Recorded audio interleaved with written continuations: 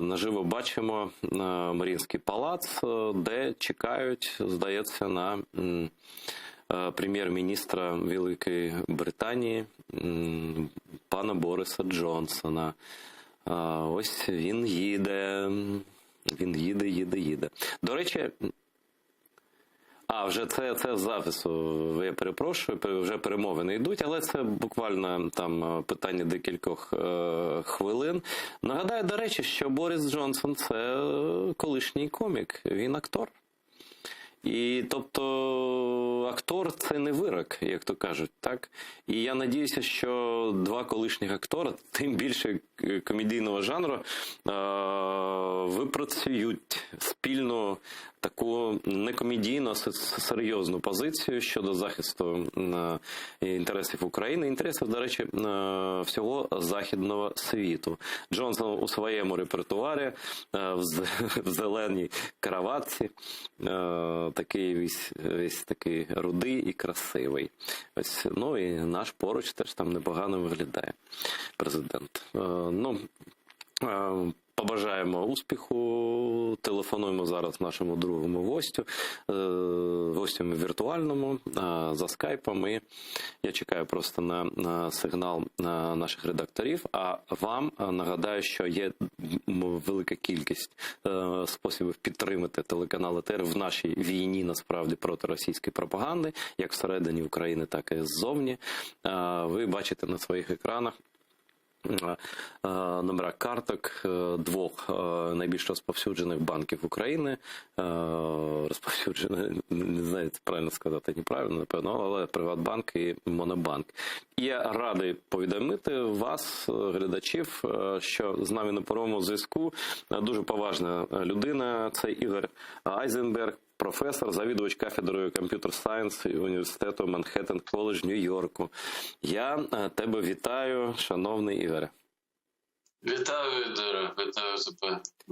Дуже радий знову поспілкуватися. Дякую, що ти у своєму напруженому науковому графіку знайшов час, щоб поспілкуватися. Завжди дуже радий поспілкуватися з Україною. І з тобою.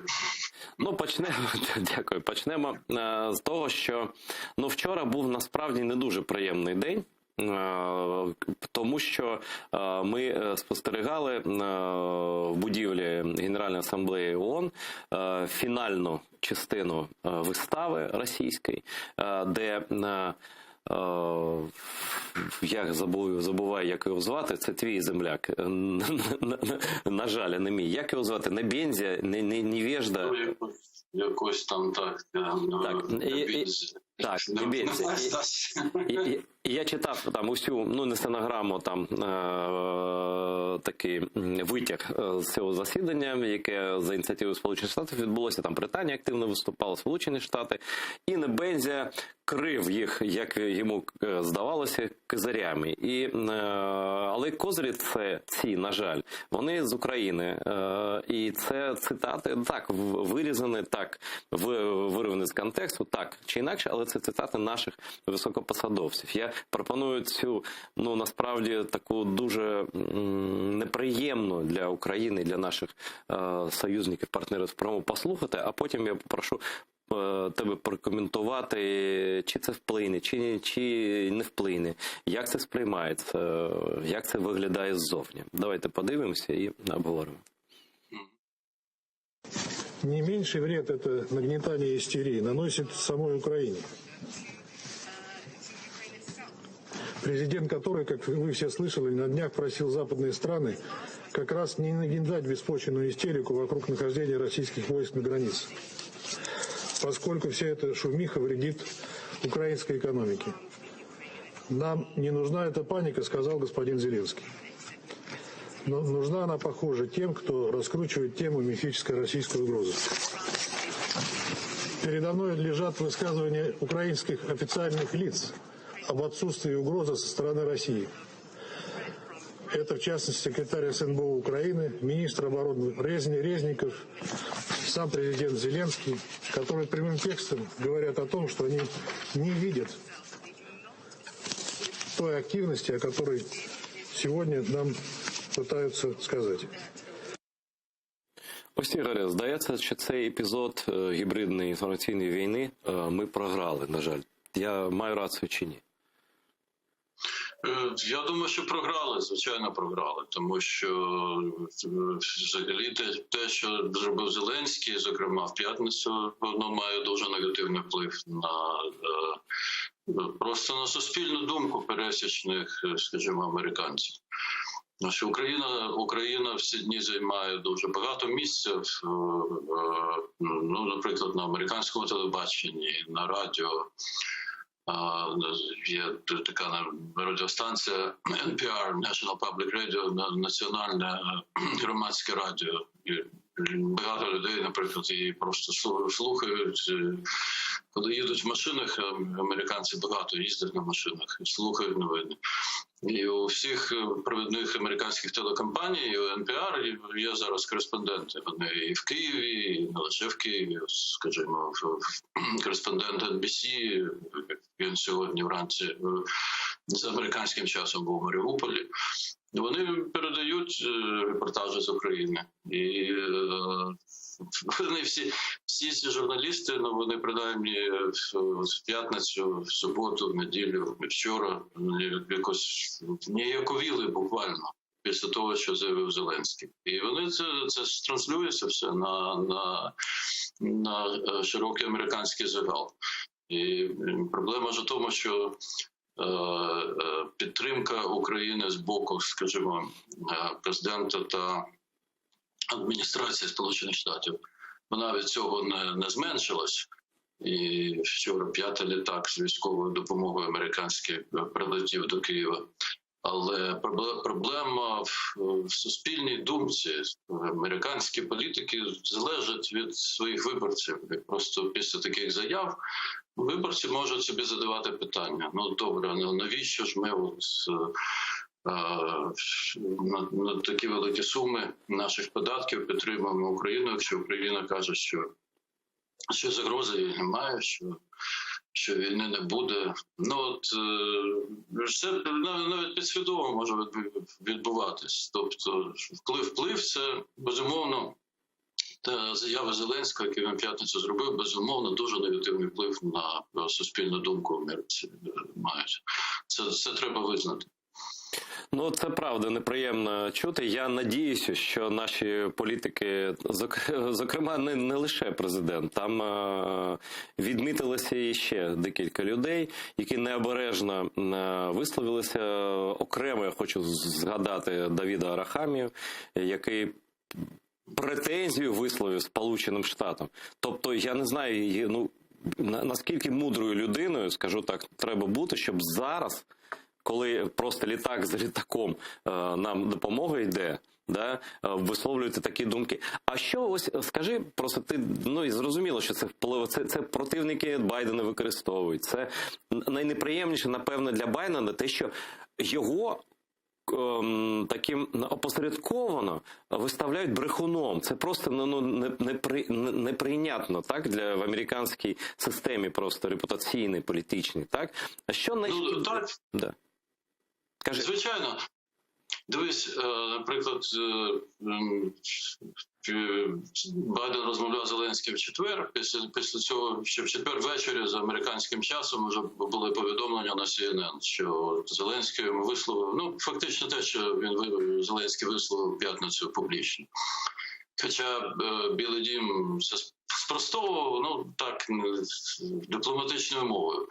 Ну, але, напевно, щось таке Зеленський Байдену сказав. Також в п'ятницю, скажімо, була заява двох членів Палати представників від Республіканської партії, таких дуже великих прихильників Трампа, конгресмена Джордана і конгресвумен Тейлор Грін, які вимагали опублікувати стенограму розмови Байдена з Зеленським, що Байден бреше американському народові і таке інше.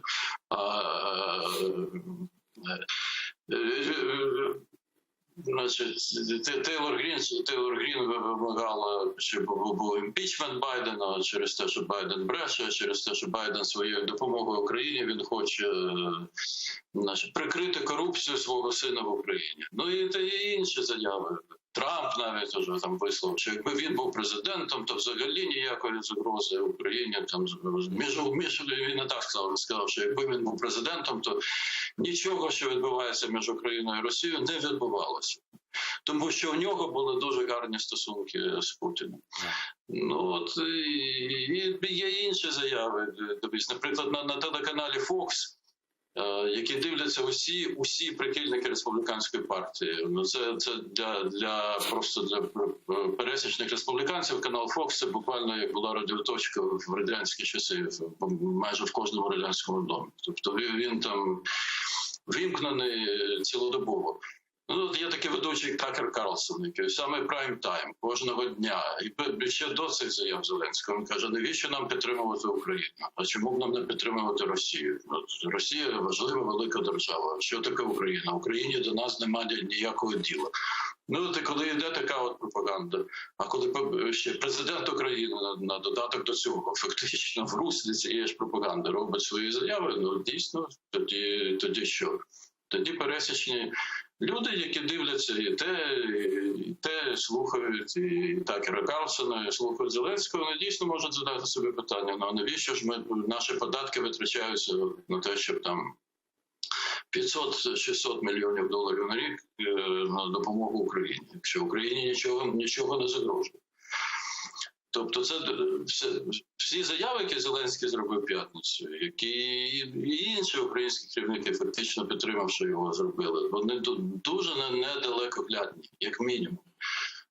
З точки зору саме підтримки України не урядом американським, а пересічними американцями. Тому що, ще раз скажу, пересічні люди, ну вони ж вони взагалі не розбираються, що там робиться в українській політиці, всередині української політики. Ну вони просто мають довіру до своїх політиків чи не мають, і це дуже впливає. Так, саме так. І тут це виглядало як спроба пошкодити репутацію Байдена.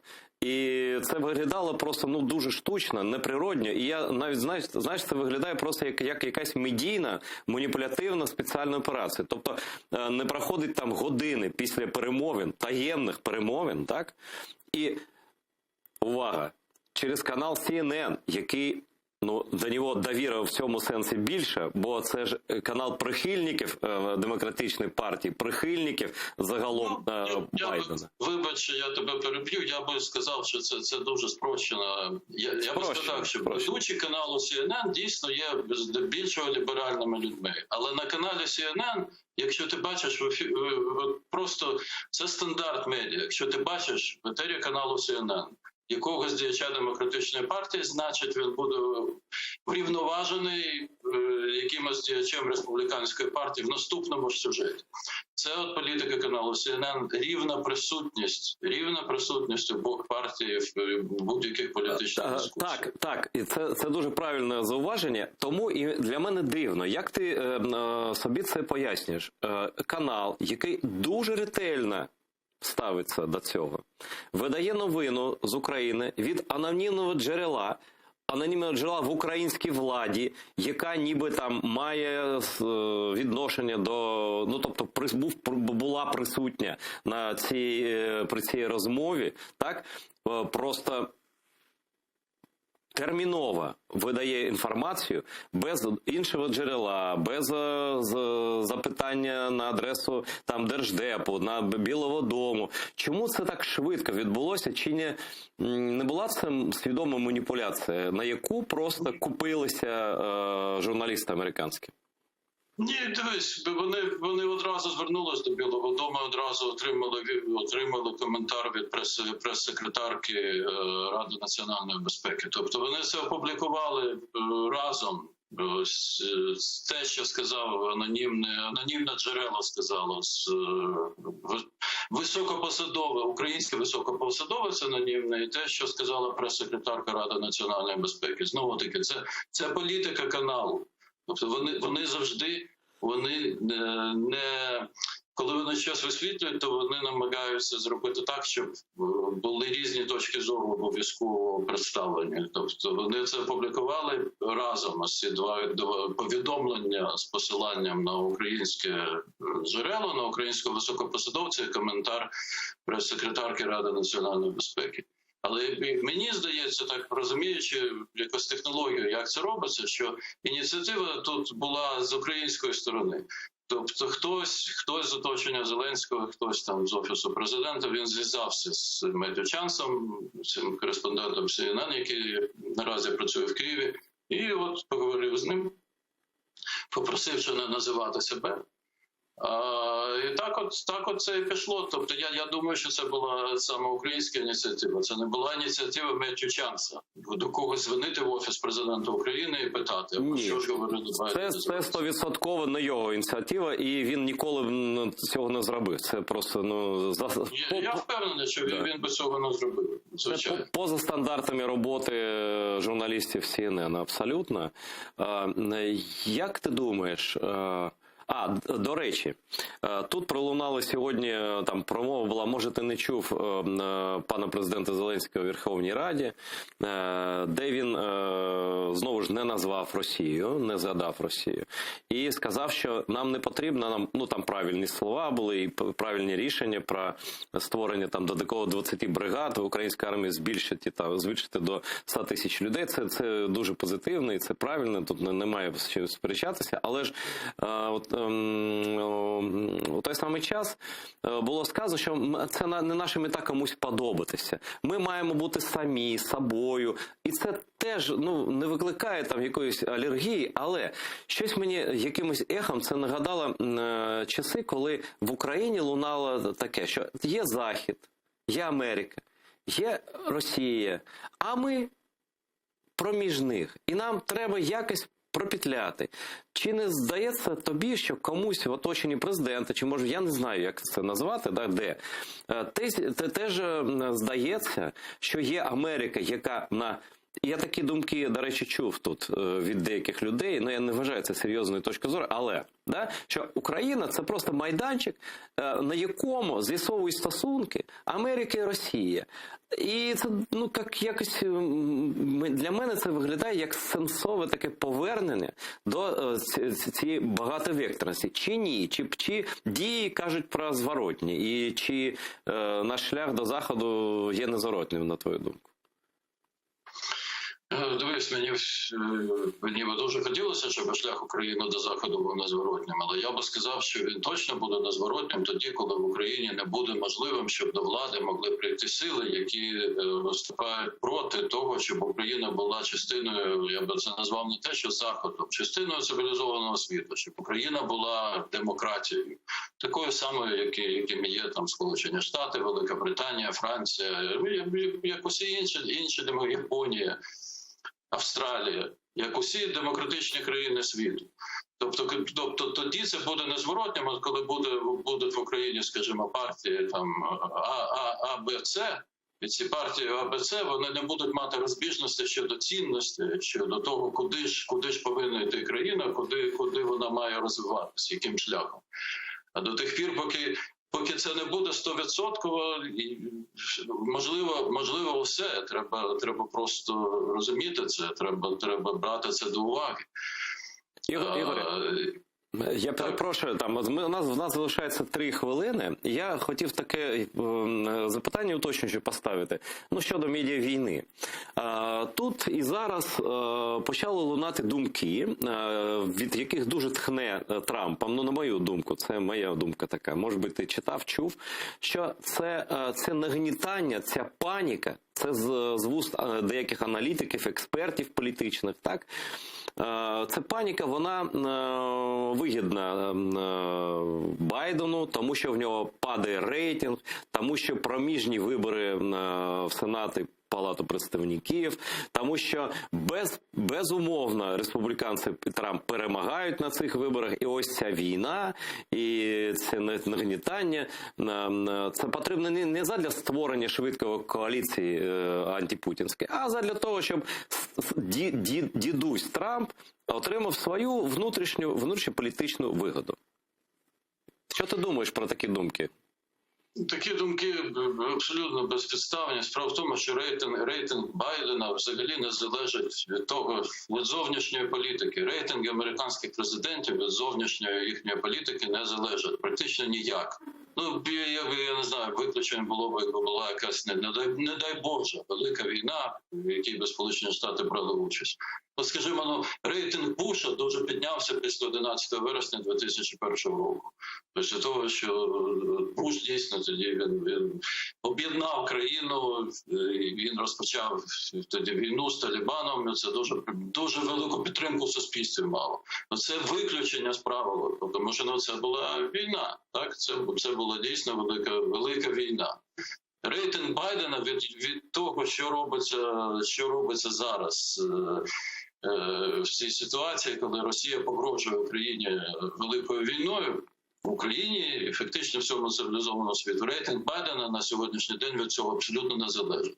Рейтинг Байдена залежить здебільшого від економічного сприйняття своєї власної економічної ситуації пересічними американцями. І це 90% рейтингу Байдена залежить від цього, а не від чогось іншого. Тобто це маніпуляція така. Це маніпуляція, звичайно, тому що американців цікавить, пересічних американців цікавить їх життя, сьогоденне життя. Скільки вони витрачають на те, щоб заповнити холодильник? Більшість людей світу цікавить саме. Ну, звісно, зрозуміло. Тим більше в мирні часи. Дякую дуже, Ігоре, що долучився. На жаль, час вже виходить. І просто, я думаю, що такі настрій, що нас кинули, там Байден здає Україну, а Трамп був би кращий, це, мені здається, джерело одне й те саме. І ми, в принципі, знаємо, на кого це розраховувати. Абсолютно з тобою згоден. Дякую, Ігоре. Дякую, Ігоре. Чудовий просто Ігор Айзенберг був з нами на зв'язку. Всім здоров'я. Не перемикайтеся, буквально за декілька хвилин ми продовжимо вже з іншим, але теж цікавим співрозмовником, саме в студії телеканалу АТР.